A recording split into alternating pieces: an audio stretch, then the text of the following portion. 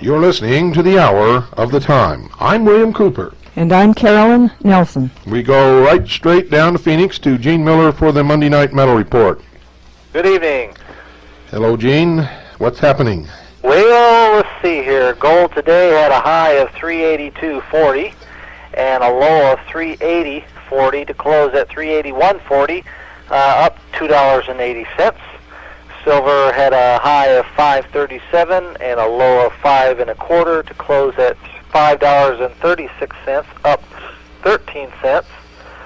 Platinum had a high of 396.30, a low of 393.50 to close at 395.50, up 65 cents. And the Dow had a high of 38.52, a low of 38.32 to close at 38.32, down $6.70. One thing that I'm sure everybody is well aware of, and maybe you'll even be talking about it tonight, the deal with the Brady bill over the weekend, that went into law. And something that, it kind of dawned on me 20 years ago, 10 years ago, probably would have never imagined something like this being passed, and slowly but surely our constitutional rights are being eroded away from us, and people think, well, about money. Well, the dollar's going to be here forever. Nothing's going to happen. We'll always be able to buy gold. I can always buy it next week, and I can always buy it 6 months from now. I can always get it later. And we probably thought that about guns, and this is probably just one step in a series of many steps to control your personal rights to bear arms and to take those personal freedoms away from you. Folks, we got to wake up. It's like I said last week in reading that article, and to you that are clients, that article went out to you, and you should be getting that shortly. But it's on our doorstep. It's here now, and folks, we've got to be taking action now as to getting ourselves prepared, not only with metals, but the whole gamut about what it's going to take to survive in this world as it's rapidly changing. We have information that'll help you on certain aspects, on the financial aspects of it, because that is part of our lives. Finances is part of our lives. We can't ignore that. We can't bury our heads in the sand. It's only one part, but it is a part, and we have we have lots of information, but information's only good if you take action and use it. Give us a call. We'll be more than happy to talk with you and sit down and formulate a game plan with you. You should know our number by now. It's 1-800-289-2646, 1-800-BUY-COIN. And Bill, I just want to let you know I appreciate what you're doing. I get calls, on a daily basis, thanking us for sponsoring you because of what you're doing. And I just want to thank you for what you're doing. My hat's off to you, sir. Well, thank you, Gene, and I appreciate that. Folks, call 1-800-289-2646. That's 1-800-289-2646. It wasn't long ago that listeners to this program were able to buy silver 1-ounce rounds for $4 a piece, and now the price of silver is way over $5, so you guys better wake up out there. Tonight we began a 3-part series, ladies and gentlemen, on the occult history of the Third Reich. The occult history of the Third Reich. Make sure that you do not miss one single episode of it. And all of you people who have been scammed and caught up in this Aryan master race bullshit, and that's exactly what it is. Listen very closely and you'll find out how you've been conned, and you'll find out that everything that happened back in Germany during the 20s and 30s is happening again in the United States today, and all of you are going to make the connections between the New Age, and it really isn't the New Age, it's the Old Age, because it all took place a long time before, and it's just surfaced again, brought to you by the same people. You're going to see the connections between the Third Reich, the Knights Templars, the Thule Society, Freemasonry, the British Israel movement, You're going to see that up until Helena Petrovna Blavatsky came along, there was no super race called Aryans, and you're going to find out all of these things linked together is going to bring you the most incredible sense of deja vu that you've ever experienced in your life. And I hope you're man enough or woman enough to look yourself in the mirror and say, honestly, I've been had. Straighten your act up, find the truth, and stop being led by the nose by these people who would divide us just to put the chains around our ankles. Make sure you have pen and paper by your side, and folks, listen carefully. 1936.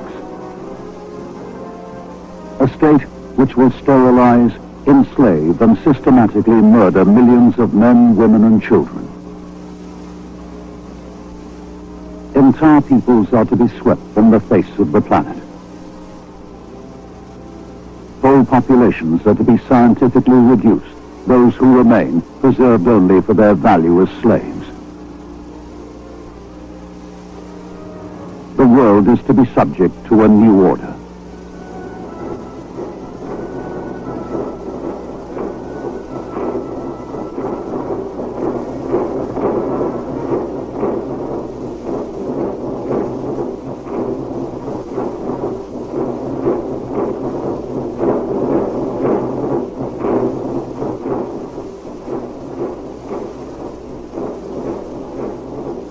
To foreign observers of 1930s Germany, National Socialism is an enigma.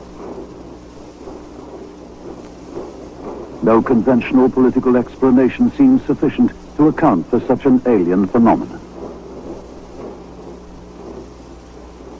A whole world of strange rituals and beliefs seems to have risen from nowhere to mesmerize millions of Germans.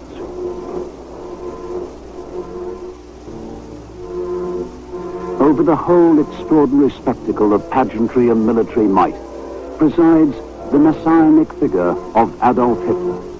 And everywhere there is a mysterious and ever-present symbol, the emblem of the swastika.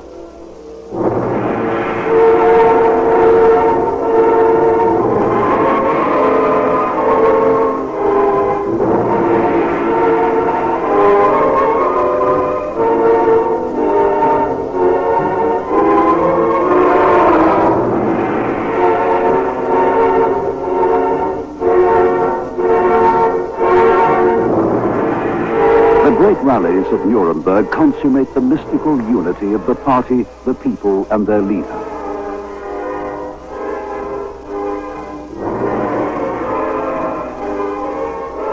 The climax of the Nuremberg rally is a mass display of up to 32,000 swastikas.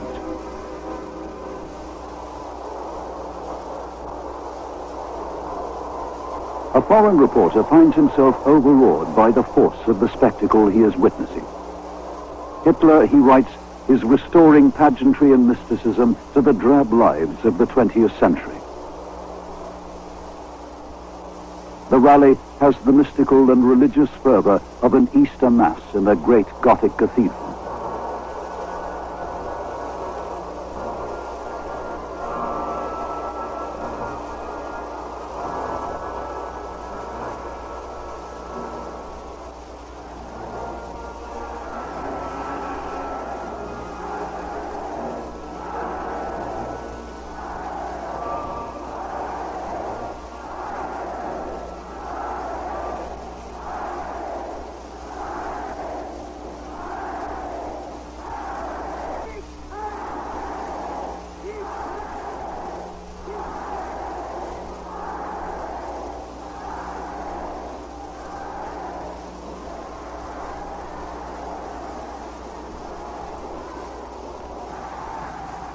The ranks of the Hitler Youth sing of their newfound faith.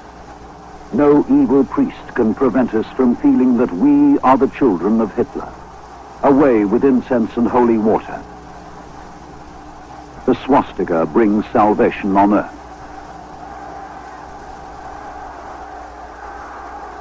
The symbol of the swastika will win the devotion of millions. Its rise will chart the growth of a strange and terrifying creed. The doctrine of National Socialism. A doctrine born in the world of the occult.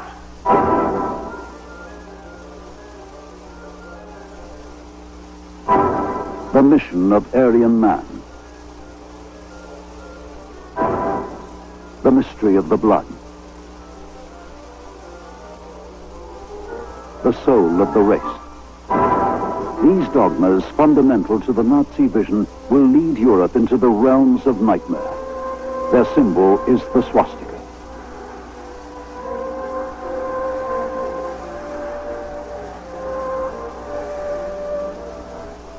The swastika was adopted by the Nazi Party in 1920, but it was neither the party's invention nor its discovery. Since the end of the 19th century, the swastika had been spreading amongst the peoples of Europe, and everywhere it was a sign of a new and powerful force, a deepening fascination with the arcane, the esoteric, and the occult.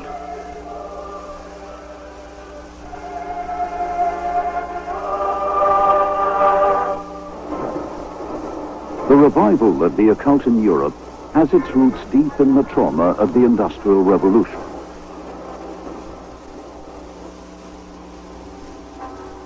By the dawn of the 20th century, the lives of millions have been changed out of all recognition. Cities, the traditional centers of commerce and fashionable life, have been transformed into sprawling industrial slums. Yet, everywhere, the catchphrase is progress. There is a widespread belief that a new world is coming. A world in which the ills of the past will be cured by science, by technology, and by democracy.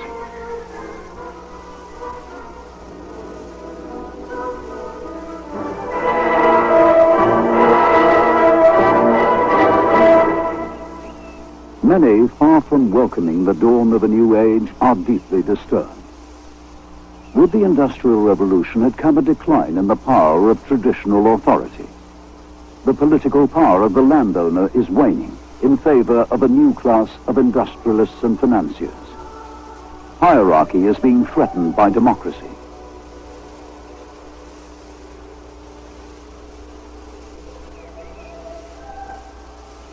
It appears to many as if the world of beauty and order is disintegrating before their very eyes. Worst of all, religion itself seems in mortal danger. Cherished beliefs, accepted as true for all time, are being questioned by science.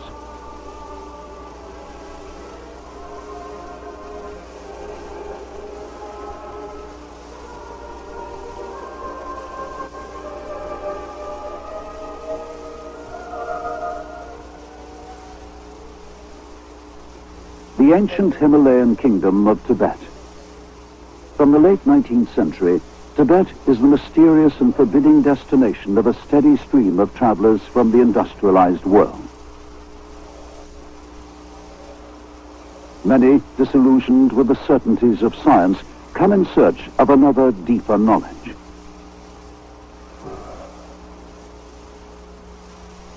One such traveler is a Russian adventuress and self-proclaimed telepath, Madame Helena Petrovna Blavatsky. In 1888, Madame Blavatsky publishes a book, The Secret Doctrine, in which she claims that deep in an underground Himalayan monastery, she has been shown an ancient occult text. In it were revealed the mystical secrets of the universe and the future course of human history. In The Secret Doctrine, Madame Blavatsky describes the universe as having fallen from pure spirit into base matter, darkness, and chaos. But soon it will rise once more to reach the pinnacle of spirituality. Madame Blavatsky claims that this knowledge and more she has learned through initiation into the mysteries of 7 esoteric symbols. Of these 7 symbols, one she believed to be more potent than any other. The symbol is the swastika. In Tibetan mythology, the swastika is the sign of Agni, the god of the sun, of fire, and of creation. And always, whether clockwise or anti-clockwise, whether curved or straight-armed, it is the symbol of good fortune.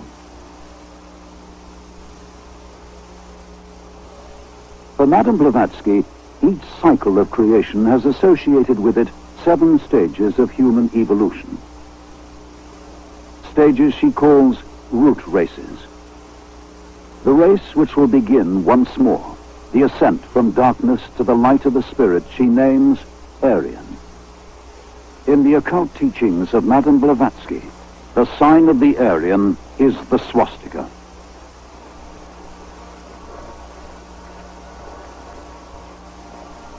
The Nuremberg Rally of 1934 has as its theme a mystical concept: the triumph of the will.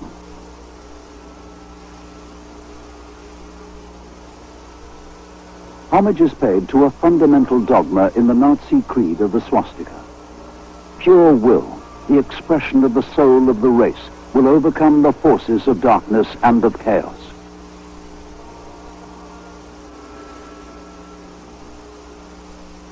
In the world of National Socialism, the race of light, of order, and of the spirit is the Aryan race. Decades before the swastika was adopted by the Nazi Party, a periodical published in Germany by an American occult society became the first German publication to carry a swastika on its cover. The society's founder was Madame Helena Blavatsky. It would be the followers of Madame Blavatsky who would introduce to the peoples of Germany and Austria the occult doctrine of the Aryan.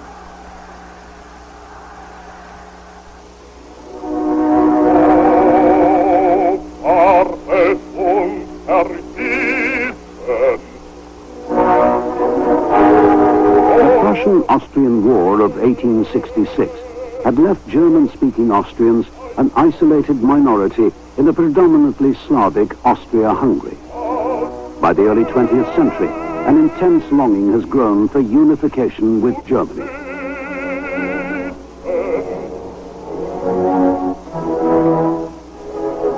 Hundreds of German-Austrian societies are founded, committed to the romantic revival of ancient Germanic mythology. A folk federation with a membership of over 100,000, calling itself the Germanenbund, holds festivals, founds a Germanic calendar, revives ancient rituals, and appeals for unity in a new spiritual German nationhood. The Germanenbund was inspired by the writings of an Austrian mystic.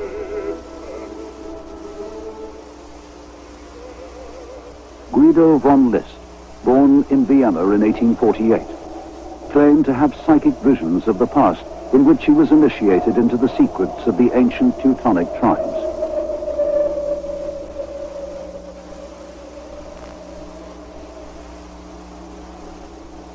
List's visions told him of a Germanic religion, the worship of the god Wotan. His dream is to rediscover the occult heritage of its long-vanished priesthood.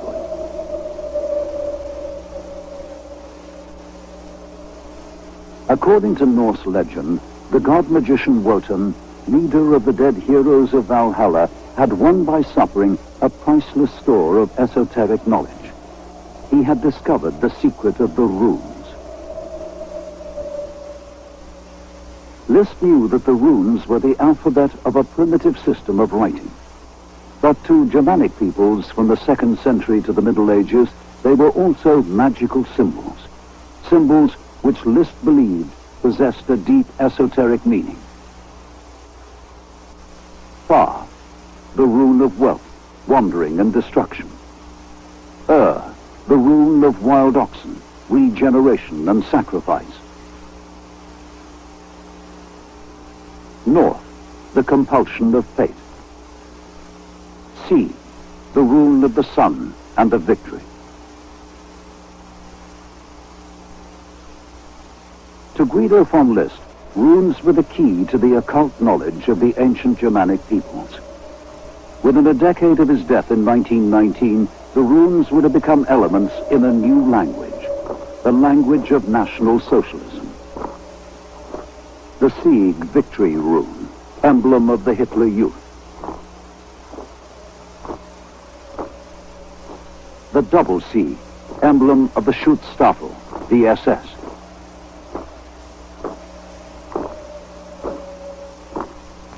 The apple rune, symbol of Richard Volta Dare's Ministry of Agriculture, the rune of inheritance, the rune of German soil. The man rune, the rune of death, which in time will replace the cross in the graveyards of the SS. Study of the runes is required of all SS officers. Of the many strange and mystical symbols which have found a place in the new order of National Socialism, one dominates all others.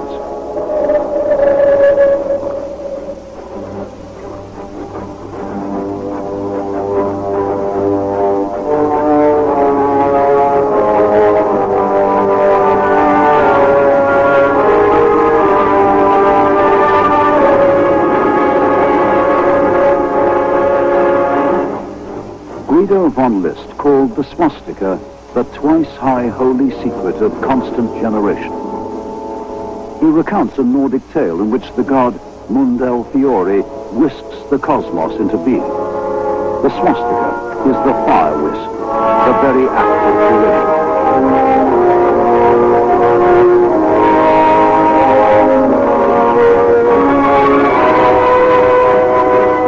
A Nazi hymn proclaims, "The time of the cross is gone now. The sun whisk shall arise. And so with God we shall be free at last and gift our people back their honor."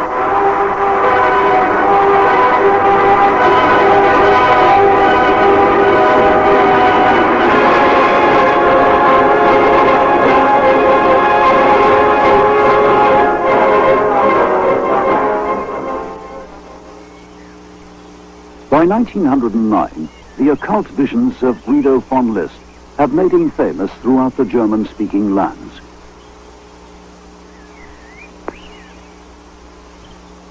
To List, every stream, hill and forest in Austria was associated with a Germanic god or spirit.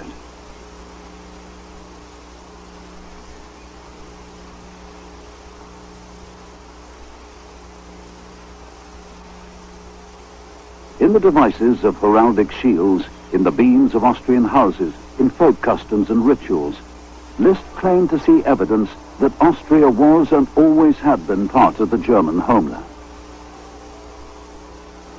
For 2 generations, German-speaking Austrians had looked to Germany for reassurance and a sense of identity.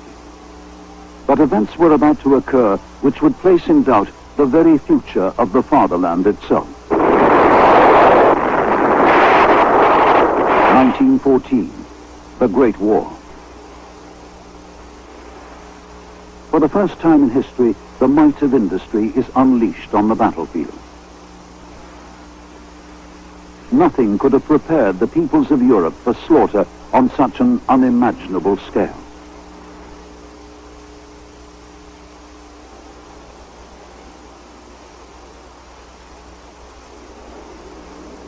As the war grinds on and casualties mount, frontline soldiers on both sides of no man's land take to the wearing of charms and amulets.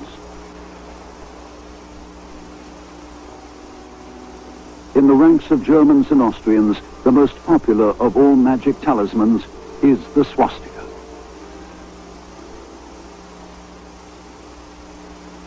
The swastika medallions and amulets worn in the trenches of the Great War are based on the researches of Guido von List. By now, an influential and wealthy society devoted to the teachings of the master has already been formed in Vienna. It is the List Society, which supplies designs to the manufacturers of swastika talismans. The swastika, now spreading amongst the German armies, is fast becoming the emblem of militant German nationalism.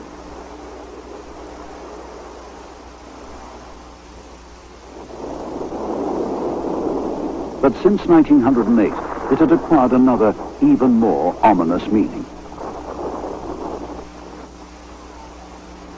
Shortly before the outbreak of the Great War, Liszt had incorporated the occult teachings of Madame Helena Blavatsky into his own German mythology. Now he no longer refers to ancient Germans or Teutons. Instead, the tribes who populate his visions he names Aryans.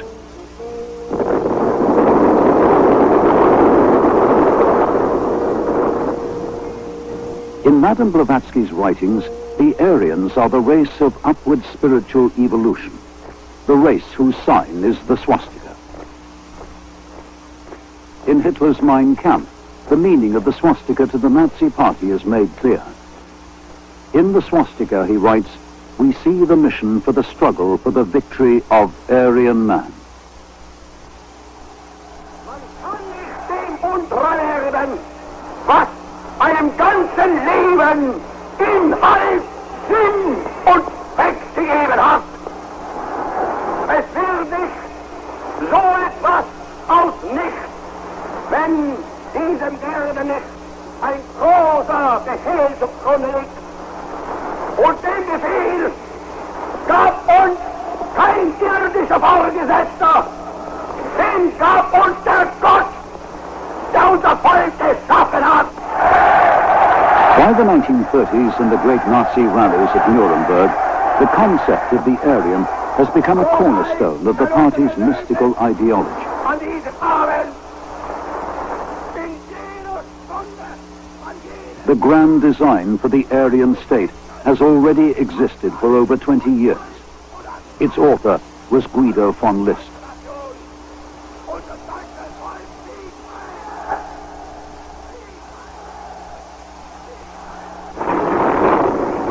In the slaughter and misery of the Great War, the writings of Guido von List assume greater and greater significance for the soldiers of the German and Austrian armies. To List, the Great War is the conflict which will purge the world of evil and herald a new age. Democracy and materialism will be destroyed on the battlefields of Europe. Victory will usher in an Aryo-German empire.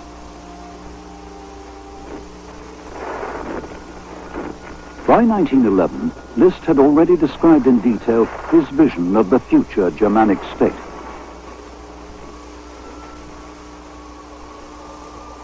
It will be a strict hierarchy in which leaders will be obeyed without question. It will be patriarchal, with full rights only for the male heads of families. Only Aryans will be entitled to citizenship.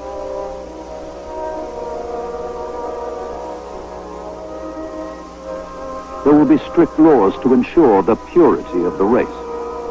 Every family will keep a record of its ancestry as proof of its Aryan blood. By 1918, the conflict which Liszt called the holiest war had cost the lives of 2 million Germans. That same year, the German armies had won a series of military victories. The Russian enemy had collapsed, and yet Germany had sued for peace. To men who had suffered so much, it seems like a colossal betrayal. Then comes the greatest shock of all. The Kaiser is forced into exile.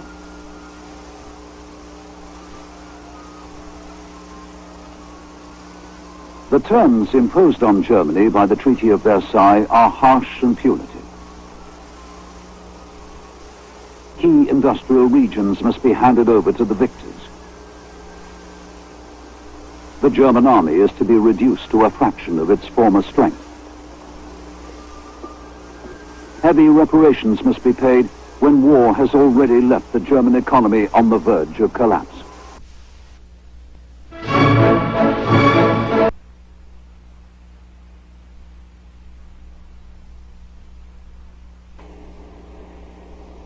The Versailles Treaty will fatally undermine the authority of the new Weimar Republic.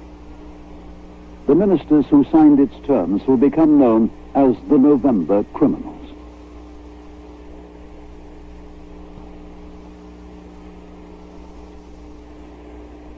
As food supplies dwindle and a once proud nation is reduced to dependence and misery, Germany threatens to descend into anarchy.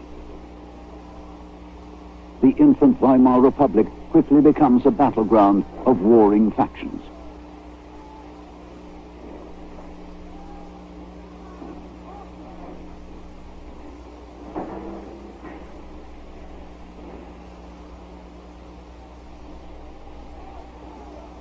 In the major cities, revolutionary socialist republics are declared by councils of workers and soldiers.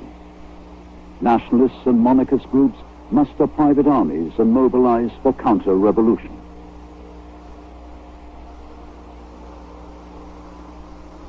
Behind the factions on both sides is the hidden hand of conspiracy.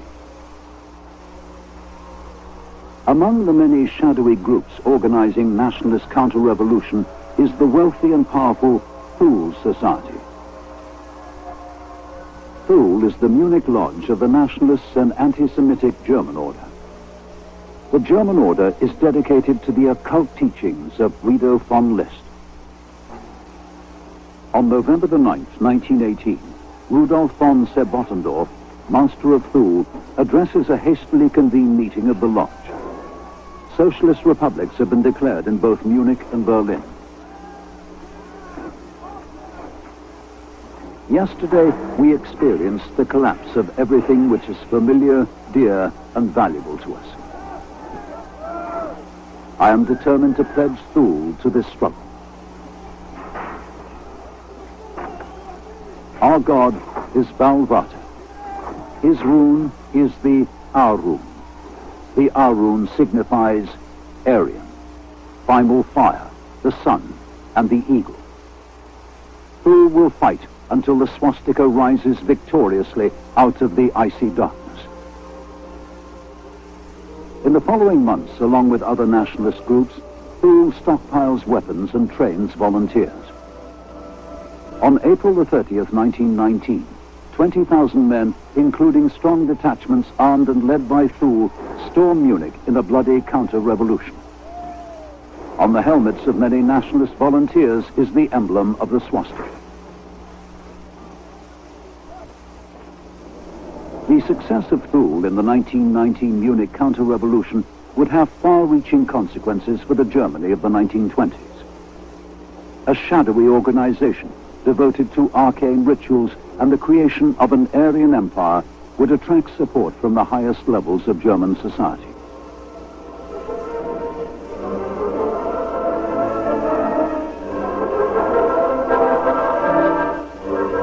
The secret German order, parent order of Thule, was founded in 1912. It was and would remain virulently anti-Semitic and anti-democratic.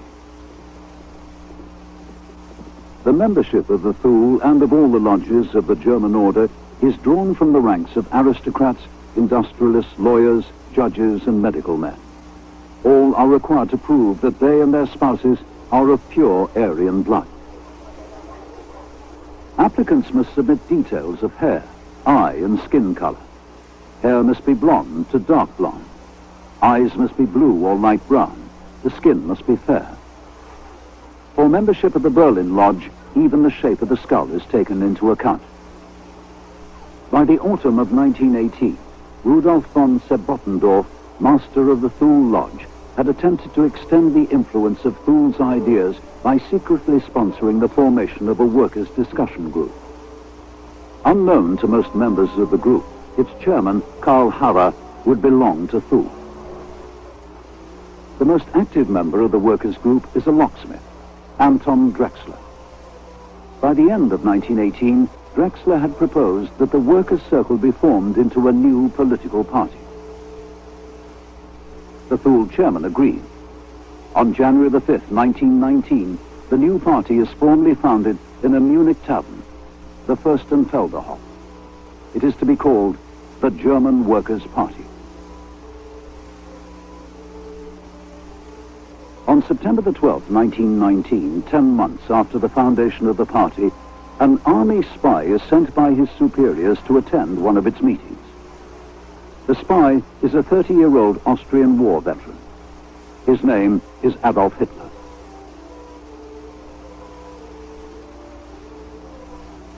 Within weeks, Hitler has joined the party, become a regular speaker at beer hall political meetings, and has been appointed to the party's steering committee.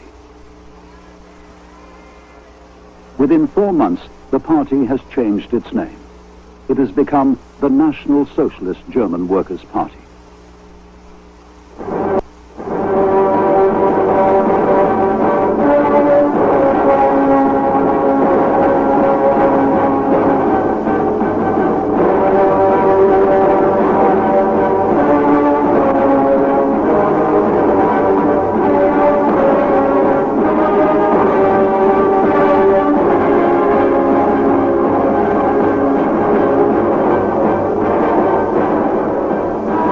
On May the 20th, 1920, the swastika was formally adopted as the symbol of the new Nazi party. The form chosen, straight-armed and anti-clockwise, was chosen by Adolf Hitler himself.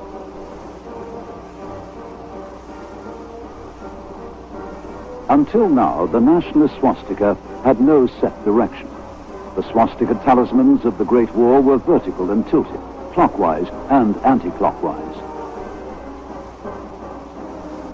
Hermann Goering, future chief of the German Air Force as a nationalist volunteer of 1919, wore a vertical anti-clockwise swastika.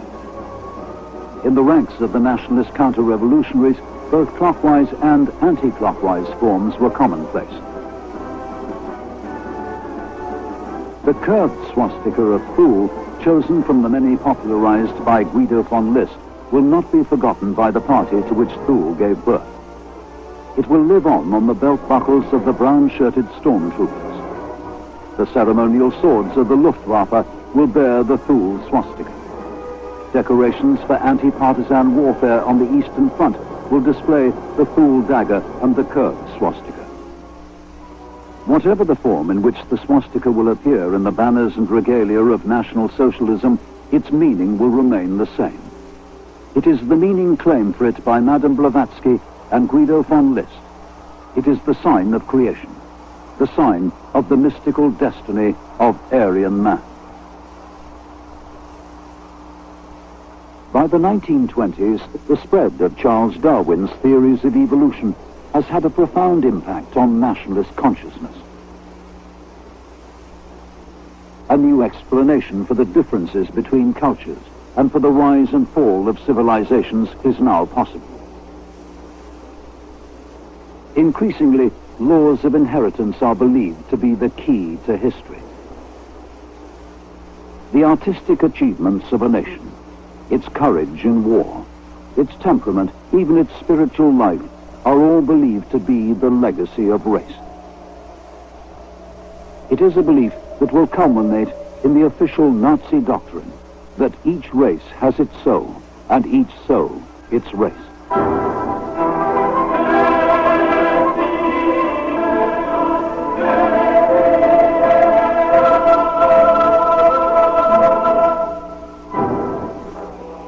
The myth of the Aryan, developed in the occult teachings of Madame Blavatsky and Guido von List, has by the late 1920s spread throughout Europe, the United States and Britain. And with it, fascination with the swastika. The stories of India by the British author Rudyard Kipling appear emblazoned with the seal of the swastika. In Scotland, the discovery of swastika markings in the Pictish cave inspired the creation of the swastika kilt pin. In the United States, costly earrings and brooches appear in the form of the swastika.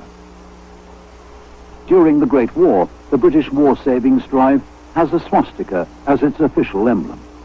Its administrators are awarded swastika lapel badges in recognition of their services to the nation. By 1930, members of the British Druidic cults display swastikas on their ceremonial robes.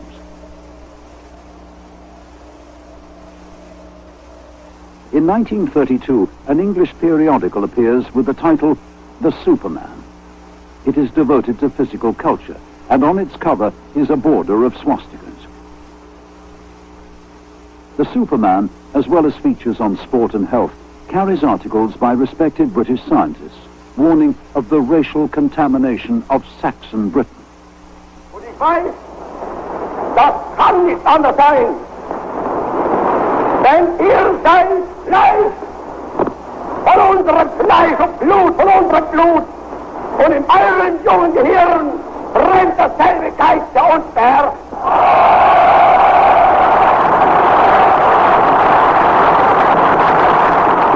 Ihr könnt nicht anders sein, als mit uns verbunden. Und wenn die großen Kolonnen unserer Bewegung heute fliegen durch Deutschland agieren, dann weiß ich, ihr schließt euch den Kolonnen an. Und wir wissen,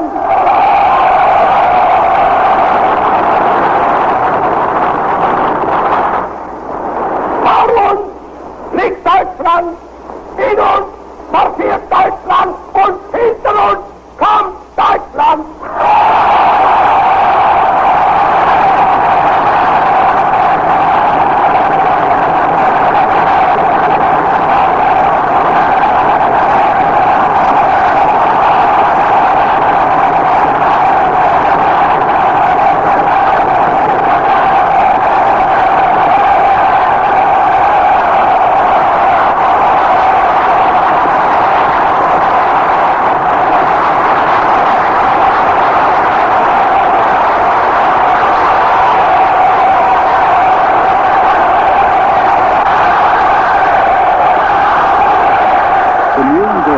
of 1934, the Führer, addressing the massed ranks of the Hitler Youth, speaks of Germany, of the blood, and of the continuity of the race.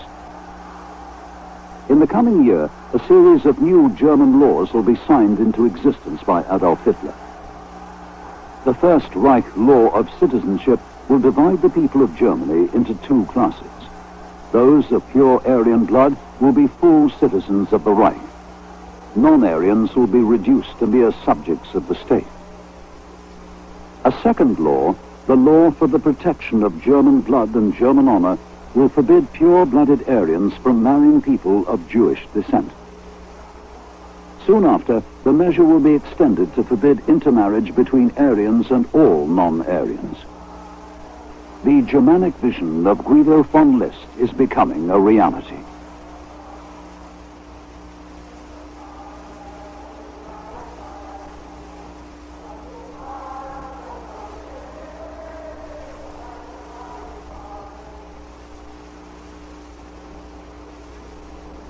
In 1935, a foundation is established in what is now National Socialist Germany. The Ahlenerbe is the ancestral heritage society for the study of German prehistory. Its official task is to investigate the territorial extent and spirit of the Nordic Indo-Germanic race. The Ahlenerbe will grow to over 50 departments, controlling all archaeology in the Third Reich. By 1937, it will be the research branch of the SS. Ahlenerbe researchers dispatched to Tibet, South America, Greece and Rome conclude that all were once populated by great Aryan civilizations. The work of the Ahlenerbe will reinforce what are already deeply held beliefs.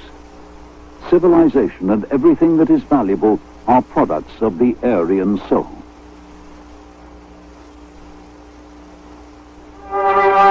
The way is open for Adolf Hitler to claim, if we divide the human race into three categories, founders, maintainers, and destroyers of culture, the Aryan stock alone can be considered to represent the first category.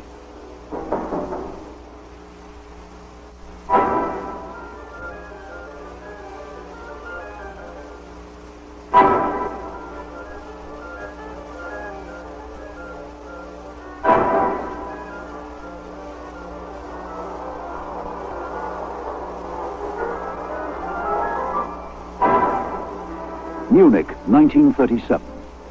National Socialism celebrates the history of the Aryans and the sacred mystery of the swastika.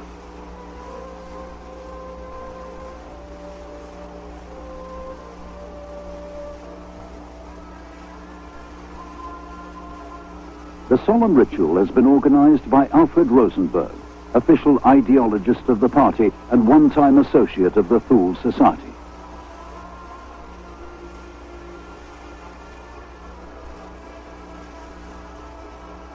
Today, Rosenberg proclaims, a new mythos is dawning, the mythos of the blood, the belief that the godly essence of man himself is to be defended through the blood.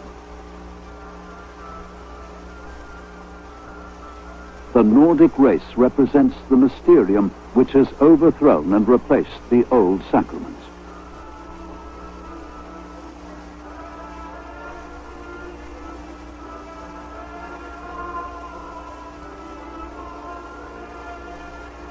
Already in the rituals of the Hitler Youth, the Christian Gospels have been replaced by readings from Mein Kampf.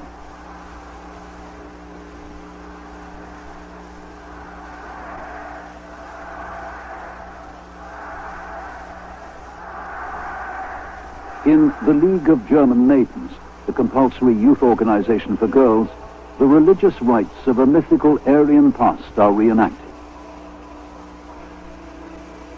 The sun-whisked swastika is carried in procession.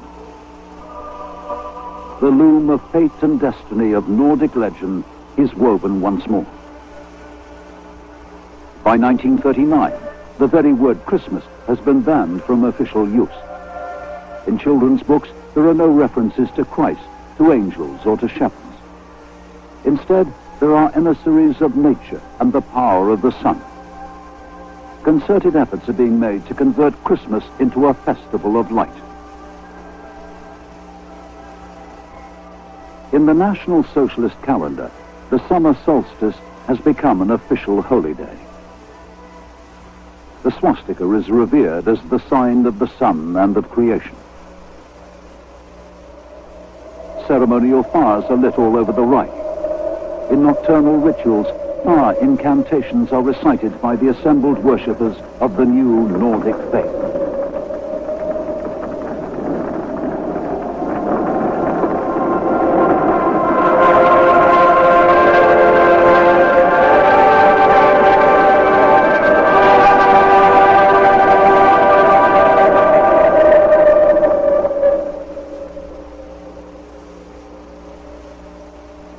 The consecration of the blood flag.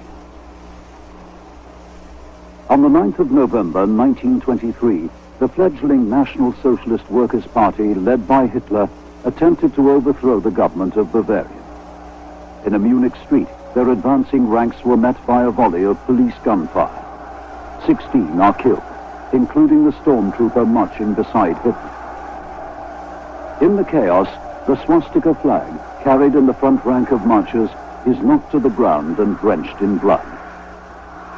The blood flag, entrusted to the guardianship of the SS, becomes the most sacred relic of the Nazi party. All new party banners must be consecrated by contact with the original blood flag. We do not want to have any other God, only Germany, proclaims Adolf Hitler. And in the doctrine of National Socialism, Germany is the race. Already the priesthood of the Aryan Empire of the future is in the process of creation. It is to come from the mystical brotherhood of the SS. The SS, first created as the personal bodyguard of the Führer, will become a state within a state. Its members are chosen as the most perfect living examples of Aryan man. Even a single filled tooth will bar a candidate from entry to the racial elite of the Reich. Each applicant for SS membership must prove his German ancestry to 1750. He must undergo thorough instruction in racial biology. He must study the mystical destiny of Aryan man. He must be obedient without question and loyal to the death. In the Aryan Empire of the future, the SS are to be the incorruptible guardians of the purity of the race. It is from their ranks that a new breed will come. It is they who will pave the way for the next phase in human evolution. For For the followers of the creed of the swastika, the Führer, Adolf Hitler, has been sent by Providence. It is his mission to lay the foundations for the coming Aryan millennium. During the Great War, Guido von List revived an ancient Nordic prophecy. The strong one from above ends the faction. He settles everything with fair decisions. Whatever he ordains shall live forever. In reality, the 1,000-year Reich will live for 12 years.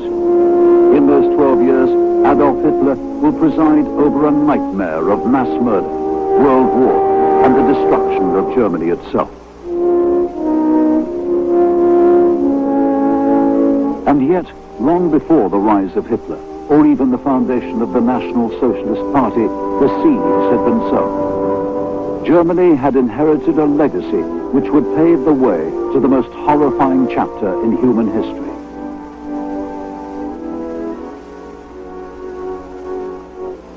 The occult teachings of Madame Blavatsky, Guido von List and their disciples, the Aryan fantasies of secret societies, the racial myths of militant nationalism, a legacy already inextricably bound to a symbol.